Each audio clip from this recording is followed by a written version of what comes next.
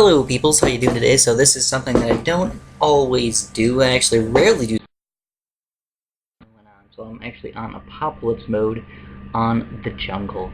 And the reason why I usually don't go through these and play Apopalypse modes is because a lot of them are kind of like exactly the same. You do almost the exact same strategy for every single one. And overall it's just kind of boring. So basically what you want to do is after you get past level like 45 or 50, it's pretty much almost like you can't lose unless you really mess things up or go way too much farms or something like that. So what I'm going to do is I'm actually going to end the video right around level like 60. And I'm not going to go on to level 120 or anything like that. Obviously, it's really easy to do. It just takes a long time. And you know what I don't have time. So anyways, what did I do to start off with? Well, I started off with a sniper and a dart monkey. And then what you want to do is well, actually, hold on. Stay tuned because I'm actually going to talk about a few other random things throughout the video instead of just the strategy, because guess what? The strategy is actually really easy to follow. Also, they just sped up quite a bit. The first 20 rounds are sped up 3 times, then the next 20 rounds are sped up 4 times, and the last 20 rounds are sped up 5 times. So I felt like that was a reasonable thing to do. So after you get your sniper and 2 dart monkeys, you want to start saving up for a glue gunner. I realized I lost tons of freaking lives on this entire challenge. In fact, you know what, I get down to 1 on round level like 25 or something like that, and I have to stick through that the entire time with just 1 life. Oh, here it is, level 21, I'm already down to 1 life. But by this time I also have 2 glue gunners, so as soon as you get those 2 glue gunners, you're not like set for the rest of the game, but you're pretty darn close to being set. So you have to start getting some farms up or something like that. You know, if you're having any problems with Apopalypse, it's probably because you don't make enough farms. A lot of people just think, oh, just keep making towers, keep making towers. No, you really do need farms. You really do need farms to survive, especially on hard levels for Apopalypse like this one. And then you get 2 glue gunners, 2 dart monkeys. Put the glue gunners on last. I don't even think strong is a good way to do it. Get a couple farms up, and then spike factories. Glue gunners and spike factories are one of the best combinations in the entire frickin' world. They work fantastic together, so make sure you do that. You got 2 spike factories over there, and then 2 glue gunners, and guess what? You're barely going to lose any lives until level like 30 or so it's time to farm. Gotta farm quite a bit. Get up, you know, maybe 4, maybe 3, 2-0 farms or something like that, and you should be okay for a little while. Also, then start getting ready for the Moabs and stuff like that. You have to start getting some ceramic popping power, so that's why I have those 3-0 tack shooters.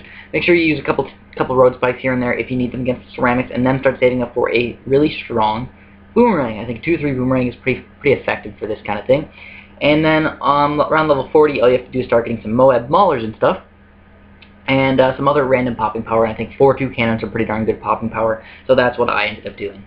So that's pretty much it for the strategy. You know, just get a couple Moab maulers, get a little bit of popping power in the middle there, and you're pretty much set for the rest of the game. You know, just keep massing more and more Moab maulers, and eventually, if you want to, get a temple. And temples are obviously the best way to beat some of these guys. The least amount of lag and the most popping power, so very effective if you end up doing that. So what else am I going to talk about today? Well, we only get about another 3 minutes of this video, so I figured, you know, I could just talk about my camping things for a little while. So every single year, me and my 7 best friends all go camping. And there's 7 of us all together. So me and my 6 best friends all go camping. We've actually been doing it since we were 18. So we did it the first year right after senior year of high school as like a senior year trip type of thing.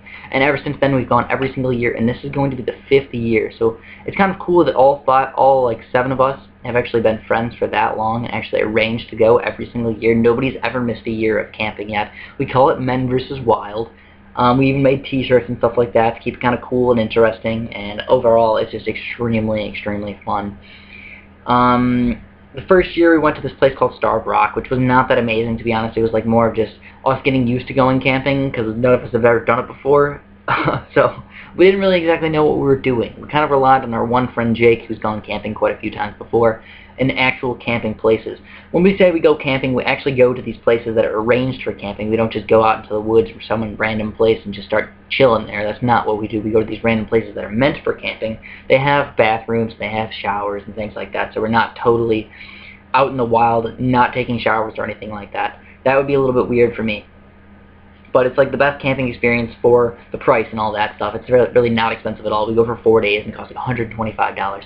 Overall, it's not a bad deal at all for a really nice trip every single year. And what we end up doing is with pretty much all the money that we spend it on food. We spend a little bit on the camping site, and then the rest of it pretty much goes to food. And just one random story I thought was kind of cool was we got everything all packed up. We already went there, and we're about like 90% of the way there, and then all of a sudden somebody realizes, uh-oh, guys, we forgot the bacon. No, we forgot the bacon. So we actually, I think this was last year actually that we forgot the bacon. And let me tell you, we bought $50 worth of bacon. Because obviously, if you're going to splurge on something, you better splurge on bacon. Because bacon is one of the most delicious items on the planet, of course. I think almost everybody can agree with me. If you don't like bacon, you're not a real person. In fact, you should probably check to make sure you're not an alien or something is wrong with your brain. Because that means you are, unless you're a vegetarian and you just don't like it because you don't like eating animals, and I kind of understand that. Other than that, if you don't like bacon, you're just a weirdo. Anyways, that's just one of those cool stories that I, really like to tell you guys, how we forgot the bacon. There's a bunch of other random camping stories. We found raccoons and stuff, baby raccoons, which is really cool. But I'm running out of time for you guys, so I will just finish this up with thank you guys so much for watching. Hopefully this helped you out a little bit, and I'll finish up some more camping stories later. Thanks for watching. Have a good day.